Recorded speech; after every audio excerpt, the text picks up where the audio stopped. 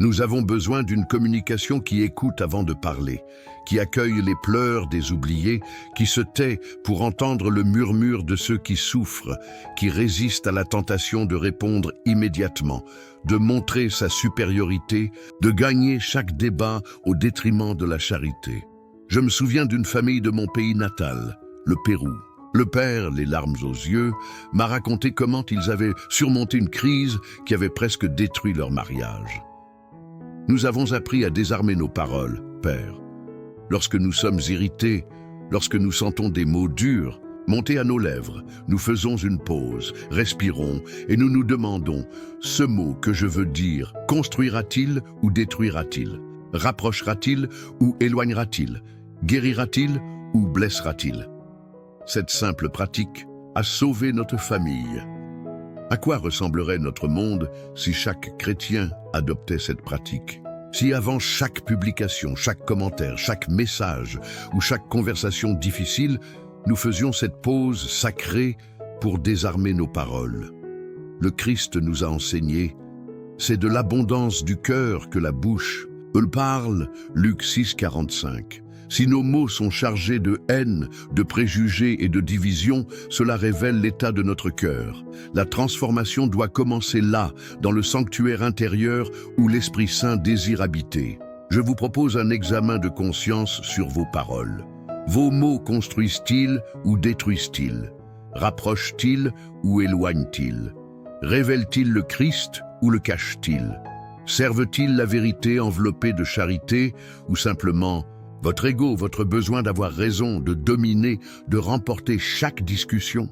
Un saint évêque du IVe siècle, Saint Jean Chrysostome, dont le nom signifie littéralement « bouche d'or » en raison de la beauté et de la puissance de ses paroles, a averti « Rien ne détruit autant l'Église que l'amour. Du pouvoir, rien ne provoque autant la colère de Dieu que la division dans l'Église. » Et beaucoup de ces divisions commencent par des mots armés, pleins d'orgueil et d'auto-justification. Vous êtes en première ligne de ce champ de bataille spirituel. Vous entendez chaque jour parler de conflits qui détruisent des familles, des communautés, des nations. Mais vous êtes aussi témoin de ces petits gestes qui construisent la paix. Vous ressentez la douleur de la division, mais vous voyez aussi le travail silencieux de tant d'hommes et de femmes qui rêvent et œuvrent pour un monde meilleur, unis dans l'amour du Christ. C'est pourquoi je vous exhorte, avec toute la tendresse et la fermeté de mon cœur, choisissez avec courage le chemin d'une communication de paix. Décidez dès à présent de désarmer chaque mot qui sort de votre bouche ou de vos doigts au moment d'écrire. Une communication désarmée n'est ni faible ni dépourvue de vérité. Elle est plus puissante, car elle ne repose pas sur la force brute, l'agressivité ou la domination pour être efficace. Jésus-Christ, notre modèle suprême, n'a jamais eu besoin de crier pour être entendu, sauf lorsqu'il exprimait une sainte indignation contre l'hypocrisie et l'exploitation des pauvres. Il n'a pas eu besoin d'humilier ses opposants pour révéler la vérité. Sa communication était puissante précisément parce qu'elle était désarmée, libre de l'orgueil, du besoin de s'imposer, de la tentation de blesser. Que votre communication, chers fils et filles, soit comme celle du Christ, simple pour que même les enfants puissent la comprendre, profonde pour nourrir les âmes assoiffées de sens, patiente, laissant le temps à la vérité de s'ancrer, respectueuse, reconnaissant la dignité de l'autre même dans l'erreur, humble, admettant ses propres limites et la possibilité de se tromper, courageuse, disant la vérité même lorsqu'elle est difficile ou impopulaire, miséricordieuse, cherchant toujours à guérir, jamais à détruire. Une jeune mère m'a confié comment elle avait transformé l'ambiance de son foyer grâce à une communication désarmée. Nous avons décidé qu'en famille, nous n'utiliserions que des paroles qui passent 3 filtres. Est-ce vrai? Est-ce nécessaire? Est-ce bienveillant? Si un mot ne passe pas ces 3 filtres, nous ne le disons pas. Maintenant, ce sont nos enfants qui nous rappellent notre propre règle. Imaginez si chaque foyer chrétien adoptait cette pratique. Imaginez si chaque paroisse l'appliquait. Imaginez si chaque interaction sur les réseaux sociaux était guidée par ces 3 simples filtres. Une autre pratique puissante est ce que j'appelle le jeûne des mots.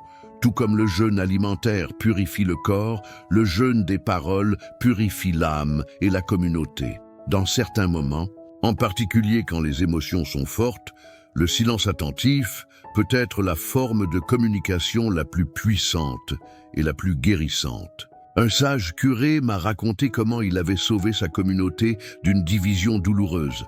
Lorsque les tensions étaient à leur comble, j'ai convoqué une réunion où chacun pouvait s'exprimer, mais seulement après avoir écouté l'autre en silence complet pendant 2 minutes. Cette simple règle a complètement transformé le ton de la conversation. Les gens ont commencé à écouter vraiment, pas seulement à attendre leur tour pour parler, comme notre Église. Et notre monde serait différent si nous pratiquions davantage ce type d'écoute profonde. Si nous résistions à la tentation de formuler des réponses pendant que l'autre parle encore. Si nous offrions à chaque personne le don sacré de notre attention pleine et respectueuse. Le Christ ne nous a pas seulement enseigné par ses paroles, mais par son exemple même de communication qui guérit.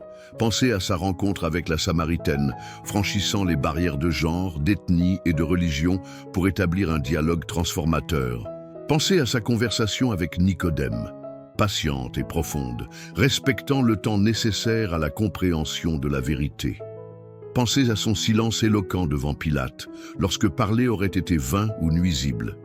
Dans chaque cas, Jésus a démontré une communication parfaitement désarmée et donc incroyablement puissante. Que Dieu bénisse chaque parole que vous prononcez, chaque message que vous envoyez, chaque histoire que vous partagez.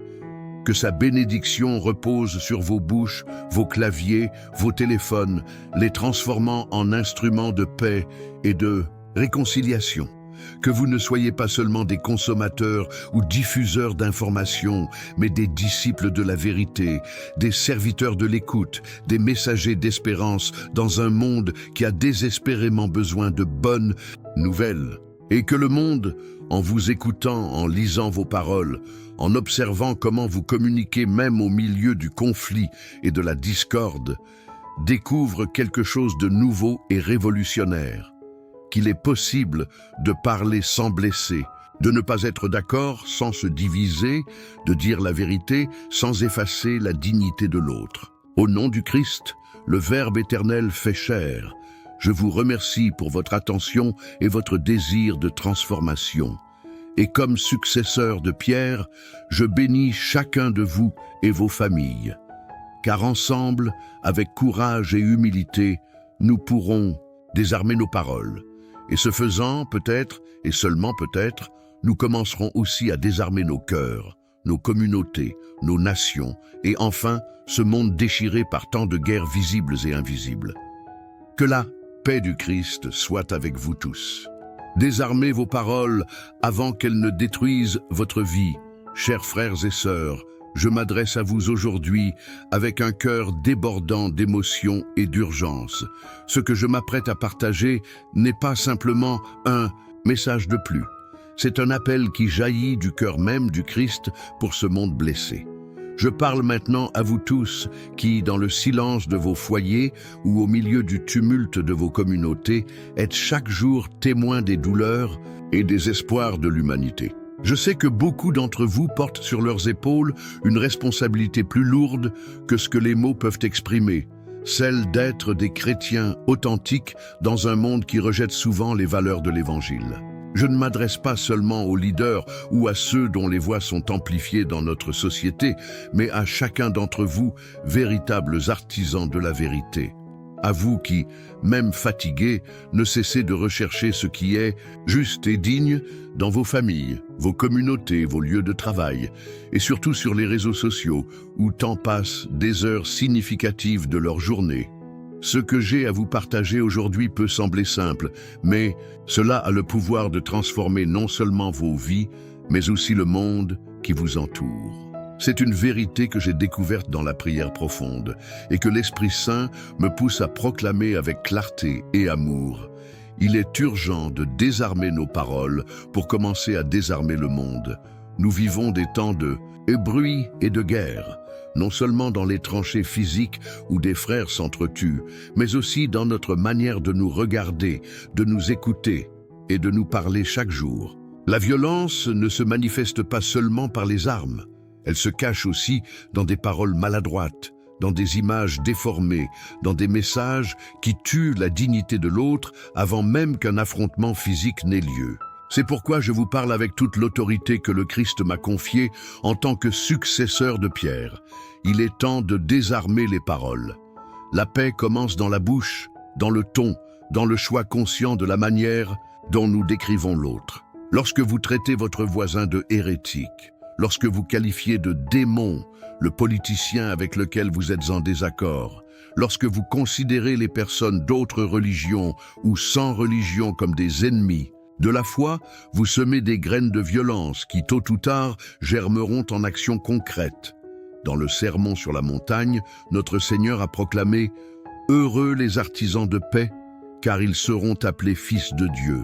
Et cette béatitude interpelle particulièrement chacun de vous qui possédez le pouvoir de communiquer, que ce soit avec votre famille, vos collègues, vos amis ou les milliers de personnes qui suivent vos publications sur Internet. Ne recherchez pas le consensus au détriment de la vérité. N'abandonnez pas l'amour pour la rapidité d'une réponse ou la nécessité de gagner une dispute. Résistez à la tentation de cette compétition stérile qui transforme chaque conversation en spectacle, chaque désaccord en guerre sainte, chaque débat en champ de bataille. Au cours de ma vie comme prêtre, évêque et maintenant pape, j'ai vu des familles entières détruites, non pas par de grands problèmes, mais par des paroles dures prononcées sous l'effet de l'émotion. J'ai vu des communautés paroissiales divisées non par des questions doctrinales profondes, mais par des commérages, des diffamations et des rumeurs. J'ai vu des nations sombrer dans la violence parce que leurs paroles étaient restées armées trop longtemps, chargées de haine et de préjugés. Une vieille dame m'a confié en pleurant qu'elle ne parlait plus à sa fille unique depuis plus de 10 ans. Quand je lui ai demandé la raison d'une séparation si douloureuse, elle m'a répondu « Ce sont des mots, Saint-Père, des mots que nous avons dits et que nous n'aurions jamais dû prononcer. » Combien d'histoires similaires existent parmi vous qui m'écoutez maintenant? Aujourd'hui, je réitère la solidarité de l'Église avec ceux qui sont prisonniers des mots qu'ils ont prononcés et qu'ils ne peuvent retirer, des mots qu'ils ont entendus et qu'ils ne peuvent oublier, des mots qui enferment leur cœur dans des cycles de douleur, de ressentiment et de désir de vengeance. Seul un peuple qui apprend à communiquer avec amour peut être véritablement libre. Et seul celui qui s'engage pour la vérité enveloppée de charité, même quand il serait plus facile d'attaquer, maintient vivante la lumière de la dignité humaine dans notre monde obscurci.